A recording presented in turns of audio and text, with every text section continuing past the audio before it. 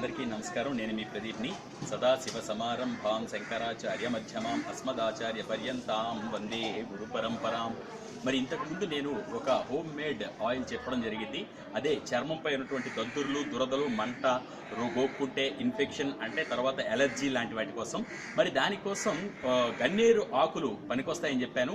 మరి ఆ గన్నేరు చెట్టు ఎలా ఉంటుందో చూపించడం కోసం ఇప్పుడు మీకు ఈ వీడియో చేయడం జరుగుతుంది. వీడియో చూడండి. గన్నేరులో మీరు అన్నట్టు చాలా మంది క్వశ్చన్ చేశారు నన్ను. చాలా రకాలు ఉన్నాయి. అయితే చూసారా, ఏ గన్నేరు చెట్టు అయినా సరే పాలు కారుతూ ఉంటాయి. మరి ఆ పాలు కారే చెట్టుని ఒకప్పుడు మీరు అబ్జర్వ్ చేస్తే కనుక పాత రోజుల్లో ఒకవేళ చేతికి దెబ్బలు తగిలినా, ఘాట్లు తగిలినా కూడా ఆ ఆకు పాలు పెట్టుకుంటే ఖచ్చితంగా నయమయ్యే అవకాశం ఉంది. మరి ఈ ఆకుల్ని ఎన్ని తీసుకోవాలి ఏమిటన్న విషయాన్ని కూడా ఇప్పుడు క్లియర్గా మీకు చెప్పబోతున్నాను. ఈ విధంగా కోసుకొచ్చిన గన్నేరు ఆకులు చూశారు కదా, మీకు క్లియర్గా అర్థం అవడం కోసం క్లియర్గా చూపిస్తున్నాను.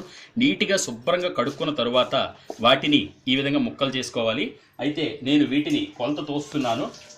చూశారు కదా, 50 గ్రామ్స్ ఉంది.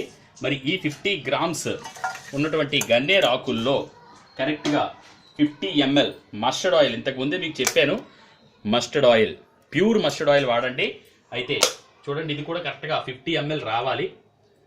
ఎందుకంటే ఇది కొలత ప్రకారం వెళ్ళాలి మనం, 50 ml.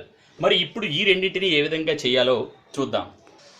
ఇప్పుడే కొలత తీసుకున్నటువంటి ఈ 50 ml ఏదైతే ఉందో మస్టర్డ్ ఆయిల్ చూసారు కదా, ఈ 50 ml మస్టర్డ్ ఆయిల్లో సిమ్లో పెట్టుకోండి ఎప్పుడైనా సరే. ఈ ఏవైతే ఆకులు ఉన్నాయో వాటిని శుభ్రంగా కడిగి ఇచ్చేసినటువంటివి వాటిని ఇందులో వేసుకోవాలి. 50 ml అంటే 50 mlకి సరిపడా ఆకులు వేసుకోవాలి. 50 గ్రామ్స్. ఇవి ఏమవుతాయంటే మరిగి ఇందులో ఉన్న రసం అంతా పూర్తిగా ఆయిల్లో ఇంకిపోతుంది. మనకి కావాల్సింది కూడా ఏంటంటే ఈ ఆయిల్ ఇంకడమే. ఆయిల్లో ఈ ఆకులు బాగా మరిగి జిస్ట్ అంటే ఆ రసం లోపల ఉన్న సారం అంతా కూడా ఆయిల్లో దిగాలి. అయితే మీ అందరికీ ముఖ్య గమనిక ఏమిటి అంటే ఈ విధంగా మరిగించిన తర్వాత ఈ నూనెని చిన్నపిల్లలకు మాత్రం అందనివ్వకండి, కొంచెం ఎత్తులో పెట్టుకోండి. మీరు ఎప్పుడైతే చర్మంపై అప్లై చేయాలనుకుంటారో అప్పుడు మాత్రమే తీసి అప్లై చేయండి. అయితే తామర లాంటి చర్మ వ్యాధులు ఉన్నవాళ్ళు మాత్రం ఏమాత్రం భయపడవలసిన పని లేదు.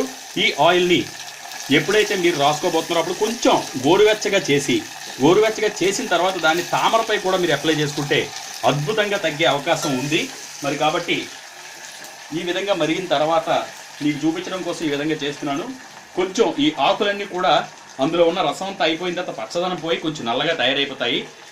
ఆయిల్ తీసి స్టోర్ చేసుకోండి. అద్భుతంగా చర్మ వ్యాధులు, తర్వాత గోక్కుంటే రక్తం రావడం, ఇవన్నీ మీకు చెప్పాను. తప్పకుండా ఆయిల్ని ఇంట్లో తయారు చేసుకొని మంచి ఫలితం పొందుతారని కోరుకుంటున్నాను. నేను మీ Pradeep. Thank you very much.